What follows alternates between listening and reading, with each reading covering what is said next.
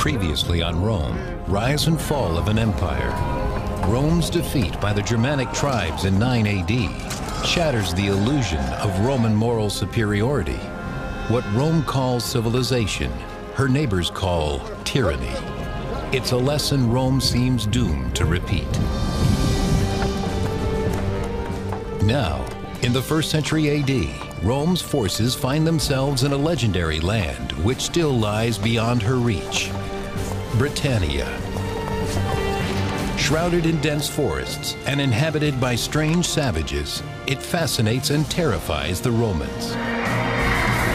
And conquering it will be a glorious feat, worthy of a magnificent emperor.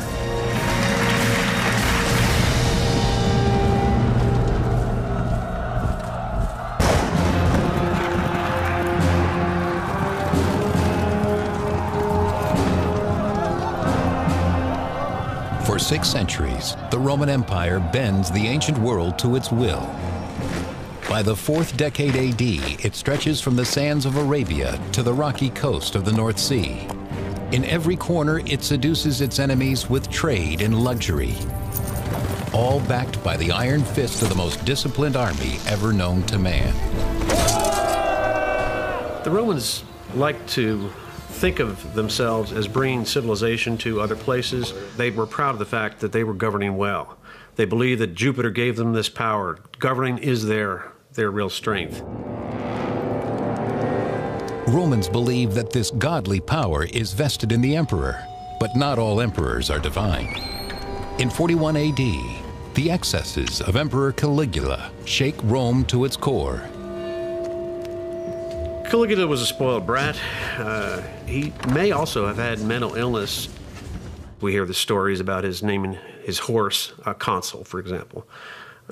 He builds bridges just so he can ride his chariot across them. I mean, he does these bizarre things and just to have power, to show that he has power.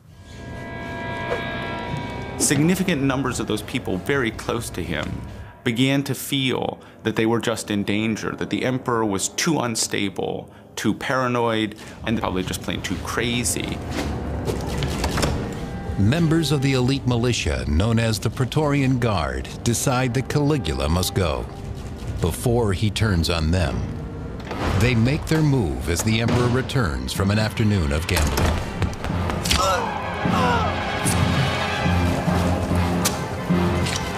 1st century biographer Suetonius. Caligula lay writhing on the ground. "I am still alive," he shouted. But word went round, "Strike again," and he succumbed to 30 further wounds.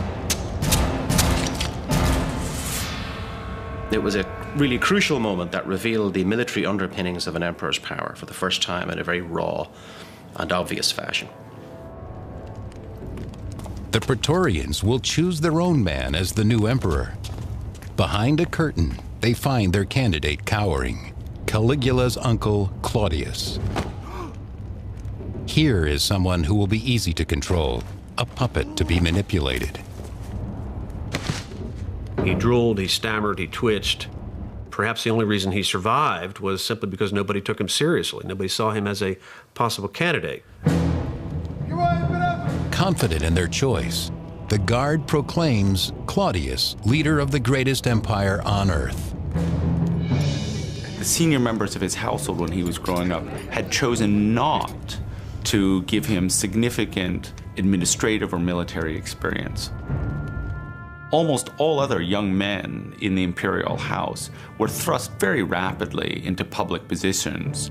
None of this happened to Claudius. Emperor Claudius has a lot to prove to his subjects who think he's incompetent. And to the Praetorians who have made him emperor, he owes a great debt. One event will serve both needs, a war. Honor and booty for the soldiers, prestige and dignity for the victorious emperor.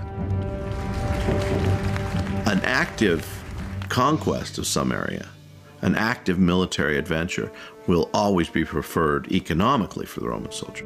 Psychologically, soldiers don't want to be inactive. Psychologically, they want to go out and fight their best. The more spectacular the conquest, the better. but where to go. Emperor Claudius's answer is as daring as it is unexpected. Britannia, the fierce and remote island that defeated Julius Caesar nearly 100 years earlier. The man who tames it will be greater than Caesar himself.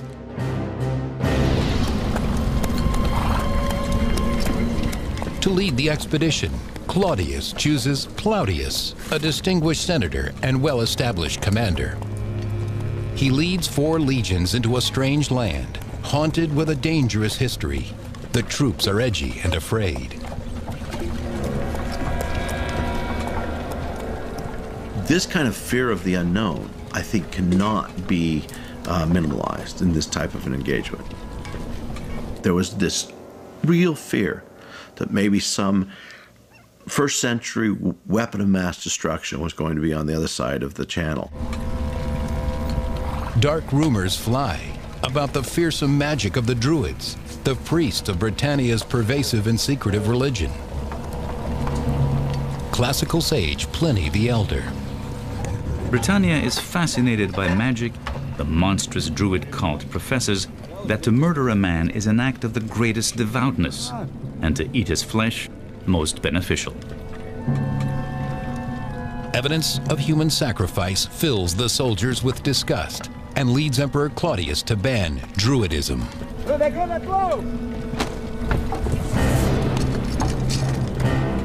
For any religious cult to be suppressed, they had to be doing things that the Romans didn't like.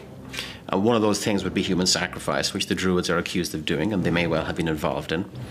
Another thing would be being some kind of a political or socially destabilizing force. Politics and magic, a deadly combination. Cautiously, the Romans marched from their beachhead at Rutupii, present-day Richborough, towards the Thames, the river which borders the extensive lands of the powerful Cativolani tribe. Steeped in Druidic mysteries, Caradicus, prince of the Cativolani people, wears no armor. He relies instead on the strong magic of his war paint. It apparently took a lot of education for Druids to be able to master these things, maybe up to 20 years of learning to pick up the various texts, the poems, the chants, the words of prayer, the magic.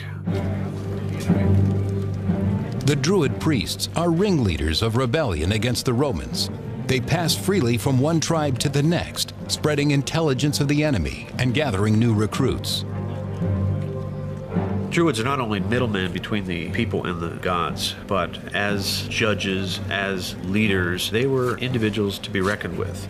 In virtually every area of Celtic society, the Druids have a stake, have power. Togodumnus, brother of Caradicus and warlord of the neighboring kingdom, arrives with his own soldiers to bolster the resistance. Their forces combined, the princes face the Romans with supreme confidence.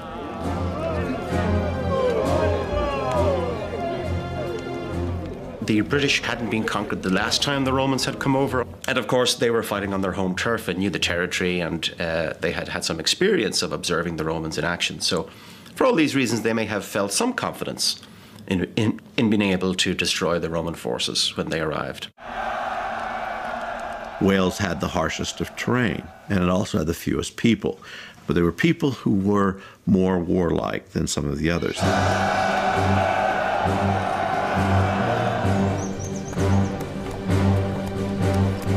What the soldiers were being trained to do was to fight in long legion formations and to have the auxiliary troops on the sides to be able to operate out in the open.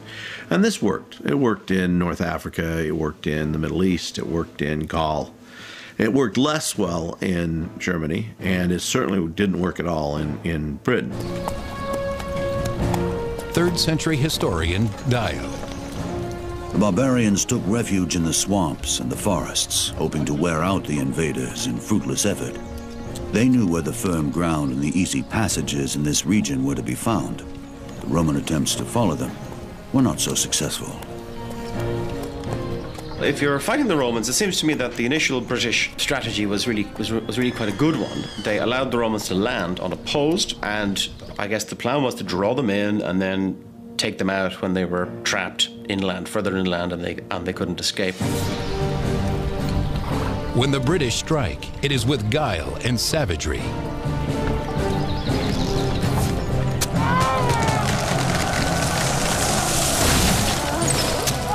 The discipline of Roman soldiers is well known and well documented. The fact that Roman soldiers can stay disciplined even in the midst of the worst battles is remarkable, and certainly denotes a military skill of leadership and of training that establishes the Roman soldier as the finest soldier on earth at that time, perhaps in all of history. In one skirmish after another, Plautius suffers humiliating defeats, but he remains undaunted. The Roman army, above all, was patient. There's no question the decisive victory here. This was going to be a campaign, and the campaign was going to take long. After all, where did the Romans have to go?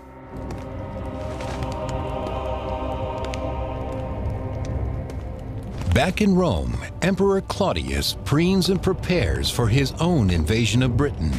Soon he will personally see to her surrender. For the first time in his life, he tries on the garb of a warrior. He needed to establish his military credentials. This was an essential part of being in the public eye in ancient Rome, was to be militarily efficient and to have some achievement under your belt, preferably victory over some foreign enemy. Claudius plans to overwhelm the barbarians with the most destructive and imposing weapon of the classical world: battle elephants. They will announce the grand entrance of the emperor. Then Claudius will teach the Britons to grovel before the almighty Roman Empire and claim a piece of glory for himself. He orders a special force of provincials to launch a sneak attack across the River Thames. The Roman army was composed of more or less two kinds of soldiers: those whom they called legionaries, who were Roman citizens, and those whom they called auxiliaries, who were recruited from subject populations. So Plautius has these auxiliaries swim across the Thames, not because the Roman soldiers couldn't have swum across the Thames. It's just, if it's more dangerous, if there's the potential of losing a large number of regular troops, why not let the auxiliaries do it? Like all Druids, the warlords Caradicus and Togodumnus hold water sacred, believing the mighty river protects them from their enemies. Not burdened by this belief, the Roman auxiliaries cross silently and unseen. They proved to be very good at discerning what types of armies they were facing, how unified those types of armies they were facing, what their arms and armor were. So they operated as scouts and seemed to understand a little bit better who they were encountering and what the numbers were. Having learned what they need to, the auxiliaries kill the barbarian horses, cutting off any possibility of a fast retreat.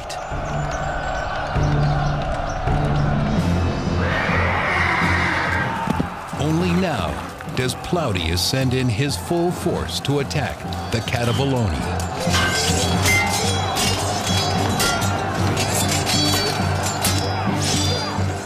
The troops are fighting out hand to hand. It does become a big melee where you're just trying to use brute force to overwhelm the enemy, to scare them, to frighten them, to force them away, and then pursue them. But on the second day, the advantage tilts towards the Romans. The Roman army would emerge hale and healthy at the end of a day and able to fight again, where the other side was reeling from the psychological, emotional, and otherwise effects of the devastation the Romans wreaked on them.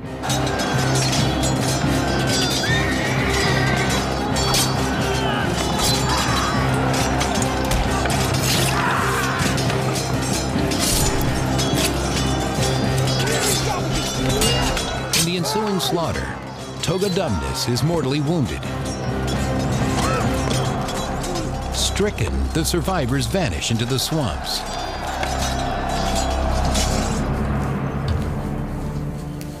The families of the Druid leaders awaken to a new reality. Word of the catastrophe triggers a panic and a scramble to escape. Caradicus and his family must also flee, or face humiliation and slavery at the hands of the Romans. When the Romans won a significant military victory, the general was traditionally awarded the right to hold what we think of as a ticker-tape parade, what they called a triumph. If possible, the leader of the conquered forces was marched throughout the parade to display in his or her person the subjugation of the foreign people. And traditionally, that person was then executed at the end of the parade as an enemy of the Roman people. Caradicus has no intention of being a Roman trophy. Swearing revenge, he gathers his supporters and leads them on a long journey west to the rugged hill country, where the heart of the Druid establishment lies. Caradicus correctly assumes that the Romans will not follow. Instead, they plant themselves on the banks of the Thames.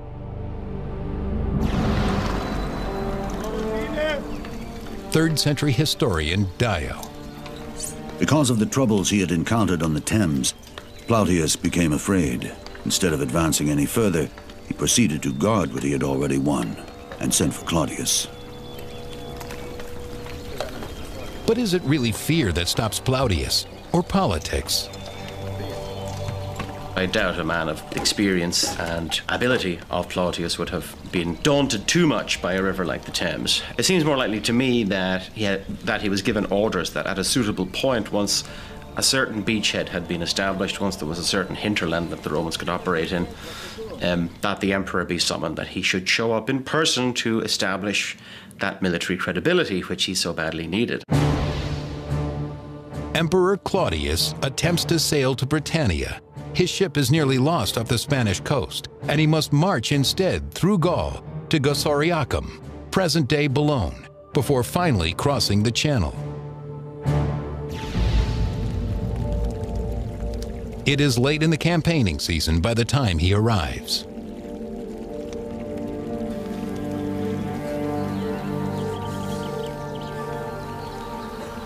We know that the emperor showed up in style. He came with cohorts of his personal bodyguard, the so-called Praetorian Guard, and he also came with elephants.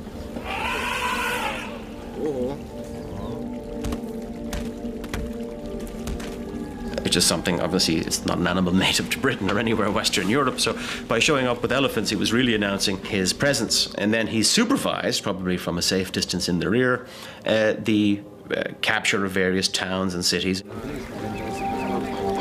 Claudius's surprising arrival, coupled with Caradicus's humiliating defeat, prompts many British warlords to submit rather than fight.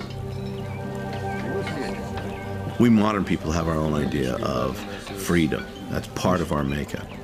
It's not necessarily the makeup at all of the ancient world. The majority of people simply accustom themselves to their new leadership.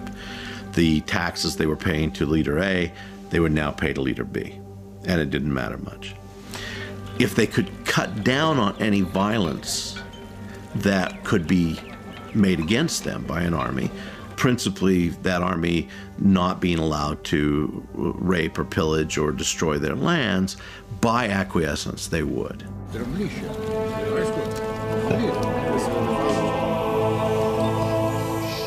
To resist the Romans or collaborate. In the northern kingdom of Brigantes, the decision looms like an ominous shadow. The choice will be made by their powerful queen, Cartimandua. The British were willing to stand up behind women who must have been very powerful personalities, who must have had powerful menfolk that they were attached to, I think, who established their status. And then they must have been able to, by dint of force of personality, charisma and so forth, rally their people behind them. The queen's husband Venusius has no doubt about which way the Briganti should go. He opposes the Romans with all his heart.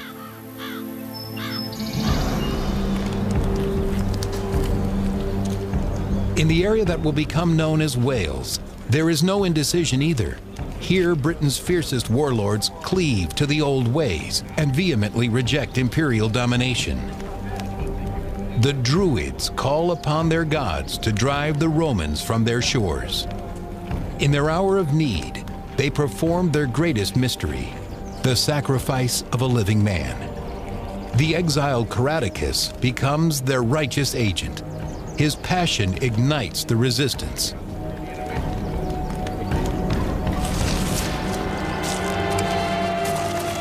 He was able to combine some of these very disparate tribes of people into an anti-Roman stance by creating a common enemy. This must have made him the most charismatic British person at the time, because how could he go about and convince so many individuals to oppose a Roman war machine? Bound by common hatred and their ancient religion, the Celts vow to fight on to the bloody end. Victory in battle restores confidence among the Roman rank and file. They no longer fear the British. Little do they know that the worst is yet to come.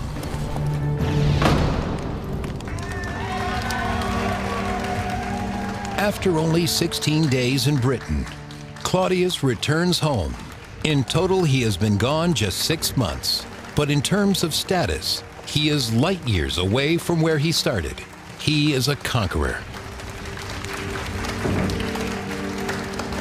The propaganda value of such a trip is extraordinary, and it gave him a bump in the political favor of the people in a way that's similar to a modern president visiting his troops on the line, even if he never goes anywhere near the fighting. 3rd century historian Dio. The Senate gave him the title of Britannicus. They also voted that there should be an annual festival to commemorate the conquest and that triumphal arches should be erected. The stunning monuments known as Triumphal Arches stand as much as 70 feet tall.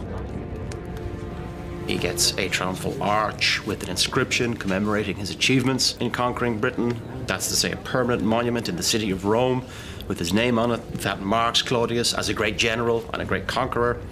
So the military honors are the whole point of the reason to go into Britain. That's the purpose of it, first and foremost, to give Claudius that degree of, as I say, military sort of credibility, military standing that he had formerly lacked.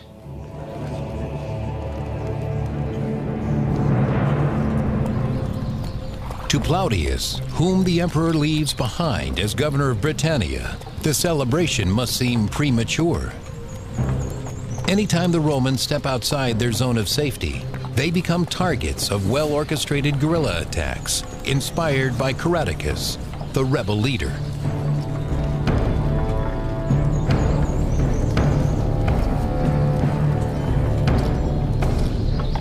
They would have communicated by means of runners and messengers. And again, knowing the lie of the land, knowing what the quickest ways between the various parts of Britain were, then they would have had an advantage in getting information swiftly between different parts of the island.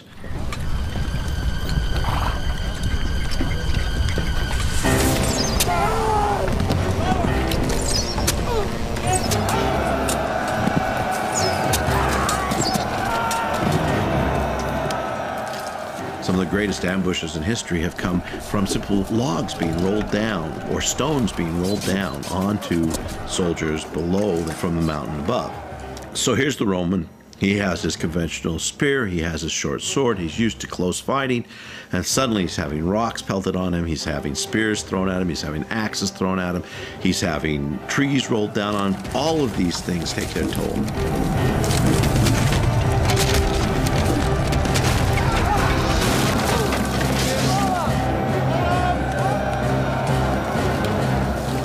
The British succeeded in outfoxing the Romans because they knew the terrain, and that local generals, that is British generals, inspired their troops by giving speeches in which they exhorted them to fight off the invaders who wanted to enslave them, that these were foreigners seeking to conquer them.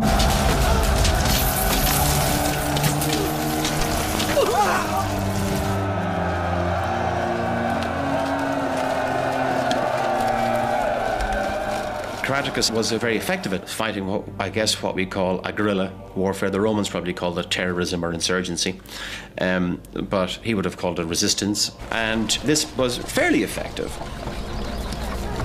Too often the rebels melt away into the forests after an attack. Plautius must crush the resistance or watch it destroy his new province. This meant that the officers on the ground had to make decisions that were not just straight wrote out of whatever training manual that they had been taught from, that they actually had to adapt themselves to the terrain and also to the tactics, we might call guerrilla tactics, of their opponents. In 45 AD, he sends a surge of troops from his headquarters in Camalodunum. 3 legions march south, west, and north. The 9th heads for the land of the Brigantes.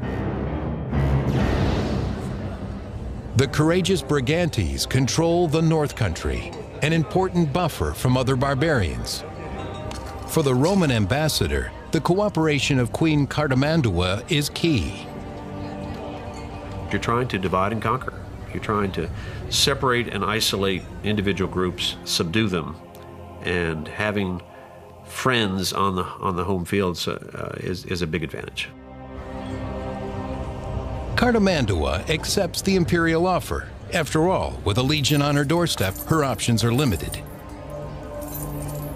What good are you doing for your people if the choice is not between freedom and conquest, but between collaboration or destruction? For somebody like Cartimandua, collaborating with Rome allowed her to remain in a position of authority and to risk a great deal less, perhaps personally, than she might have if she'd tried to fight. Venutius, the queen's consort, vehemently opposes her decision, and he is not alone. It's to the Romans' advantage to have these arrangements. Now, the problem, of course, is that sometimes, as with Cartimandua, you get a split internally where her husband turns against her.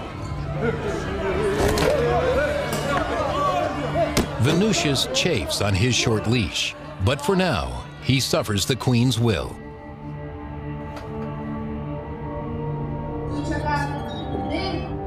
Bitter but unbowed, he waits for events to change.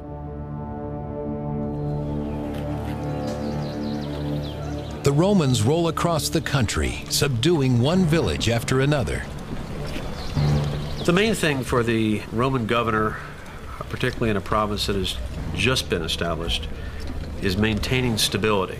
He has to try to make links with the local community. So any kinds of Romanization, making local people feel comfortable with the Romans there, is to their advantage. For those who cooperate, the Roman hand is gentle. For those who resist, the vengeance is swift. Soldiers hunt down insurgents and teach them imperial justice at the point of a spear. Every corner turns up troublemakers.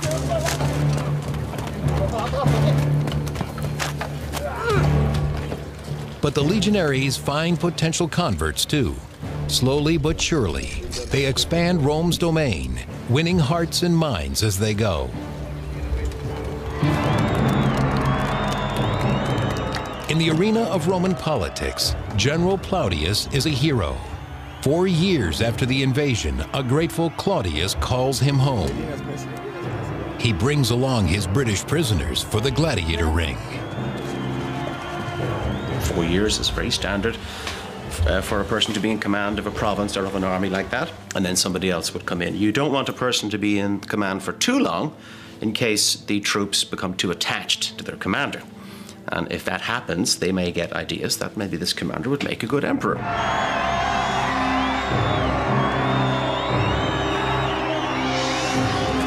3rd century historian Dio. In the gladiatorial combats, many persons took part, including the British captives. Plautius used up ever so many men in this part of the spectacle and took pride in the fact. The blood sport of the arena confirms the superiority of every Roman heart. The barbarians are dust beneath their feet. The work of pacifying a population to the point where Roman armies could be removed from a province was an arduous process. The Romans must have taken a very long-term view to the process of annexation and conquest. They must when facing a charismatic opponent like Caradocus. Caradocus may have had the most significant of these rebellions. He seems to have been able to combine most of the British people, and they have successes. The Romanized villages reel under Caradocus's audacious attacks. His surprising string of victories makes him first among British chieftains. All look to him to push the invaders from their shores. In November, when he learns that a new Roman governor is assigned to Britannia, Caradocus launches his most virulent assault yet. The new governor, Scapula, receives a bloody welcome to his province. But things do not go as Caradocus predicts. The Roman troops never waver. Scapula deals Caradocus his first major defeat of the insurgency. Still, the rebel leader remains defiant. Caradocus retreats to southern Wales and sparks an uprising there instead. As it spreads north through the hill country, Scapula pulls the 9th Legion out of Brigantes and heads west.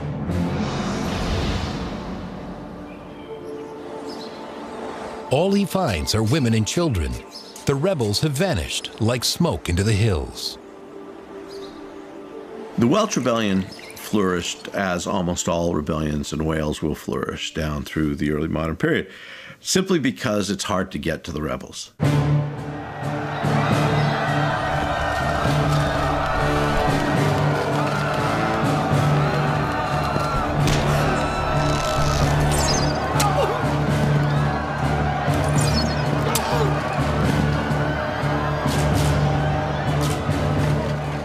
Now they have to go into the mountains and the woods and the islands and find where these rebels are and then take them out.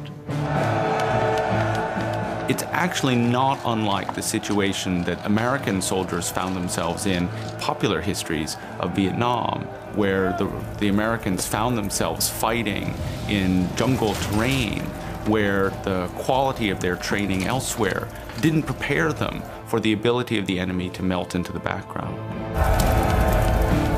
Scapula's solution is to obliterate their hiding places. He destroys every rebel village and presses forward. But behind him, treachery strikes, threatening a second rebellion.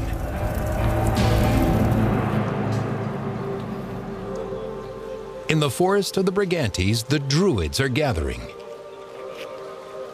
The people of the Brigantes see the Romans heading into Wales, which is very difficult territory, and said, well, this is a good opportunity. I mean, when they're busy over there, we can cause trouble in the rear and perhaps gain an advantage. Maybe if they're caught between two forces, they'll be destroyed. To make this second rebellion work, one noble is vital, Venutius, husband of the collaborator Queen Cartimandua. Venutius, Cartimandua's husband, of course, was a significant figure. He didn't hold a hereditary position in his own right, but he was perhaps the most highly visible male leader in the kingdom. And as such, his breaking ranks with his wife provided a very significant focus for anybody with aspirations to rebellion. The rebellious nobles discuss Venutius's name and loyalty. Who, after all, would benefit more if his wife, the queen, is overthrown? But they underestimate Cartimandua's reach. She has spies everywhere. When the names of the ringleaders are revealed by her husband's own manservant, she learns that her most valuable warriors are in the plot. Desperate, she turns to Rome. Client kings and queens, chieftains that support the Romans are supporting them because the Romans have worked out some kind of arrangement. In other words, we will come to your aid, and it's kind of an ongoing arrangement. Through the Roman envoy, she sends word to Scapula. He must return to Brigantes immediately and honor Rome's pledge to protect her.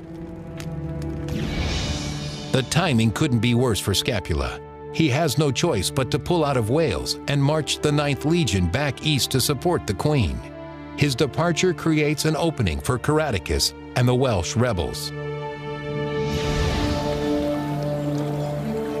With the Romans withdrawing, warriors rally to Caradocus from all over Britain. They bring their weapons, ancient beliefs, and their families. This time, the resistance will not hit and run. Caradocus orders his troops to dig in. Classical court historian Tacitus. He selected a site where numerous factors helped him and impeded us, and all defenses were strongly manned.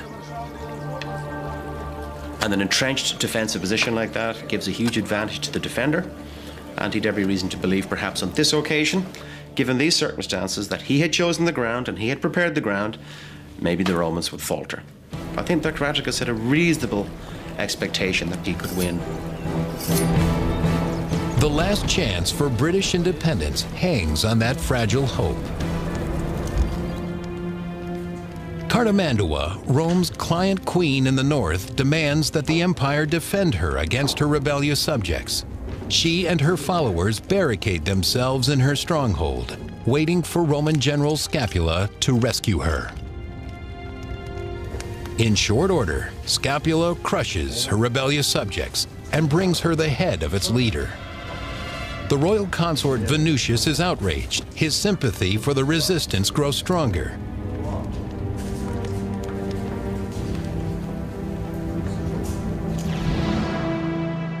At last, Scapula marches to Wales with the 9th Legion once more. Desperate to finish off Caradocus, he doubles his troop complement, ordering the 20th Legion out of Camalodunum as well. In 50 AD, with the honor of the empire weighing on him, Scapula leads thousands of the most highly trained men on earth against a well-entrenched and determined enemy. It might have been possible for a man like Scapula to persuade Claudius that failure under the particular circumstances would have been acceptable. But basically what was at stake, beyond, say, life and death, was his chance for a further post after this one.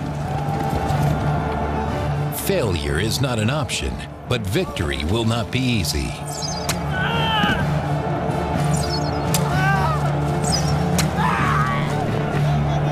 Classical biographer Tacitus. Our soldiers breached the rampart, but in an exchange of missiles, they came off worse in wounds and casualties. The Romans simply regroup and come on once more. Rome takes over. Rome becomes Rome, the war machine, and there's no future for the rebellion. And that's precisely how history played out.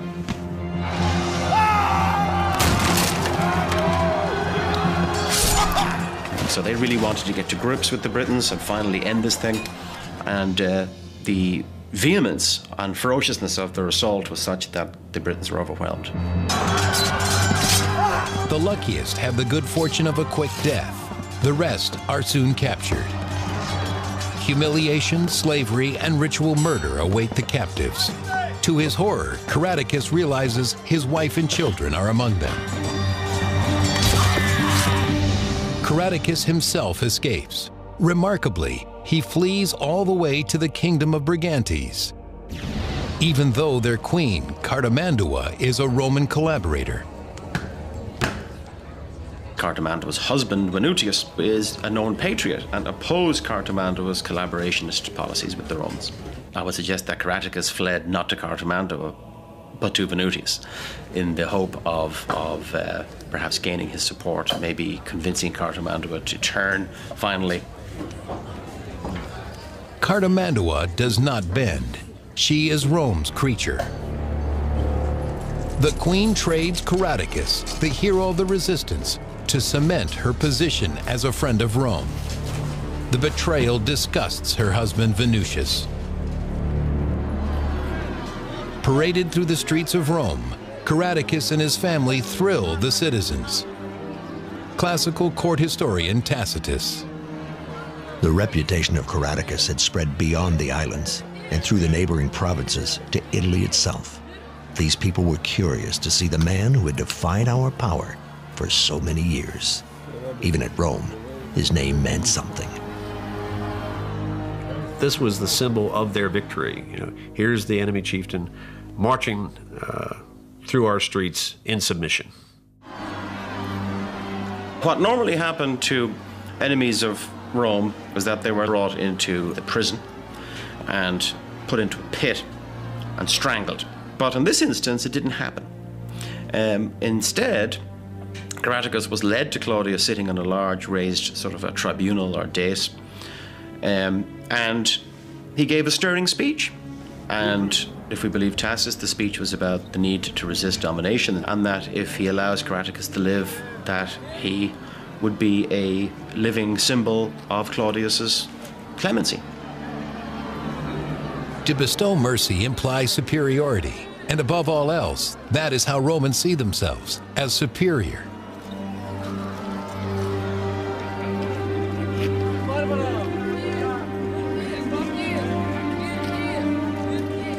Moved by Caratacus' speech, Claudius grants his celebrity barbarian and all of his family pardon.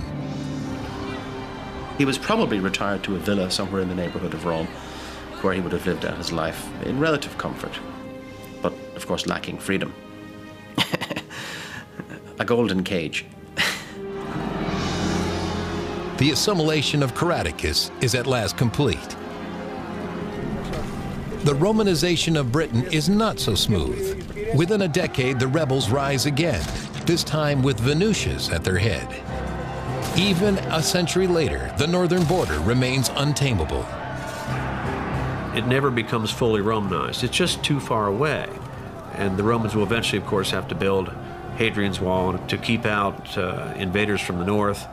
It's going to be difficult to hold, and finally they'll abandon it. And frankly, there isn't a lot left of Roman rule in Britain. Conquered to shore up an emperor's reputation, the island drains men and resources for centuries. And when Rome falls at last, Britain will be the first to revert to its barbarian state. Next on Rome, rise and fall of an empire. As the empire ascends to its zenith, its rulers forsake the greater good to chase personal glory. Trajan finds gold in the Transylvanian hills, but ultimately meets wretched defeat.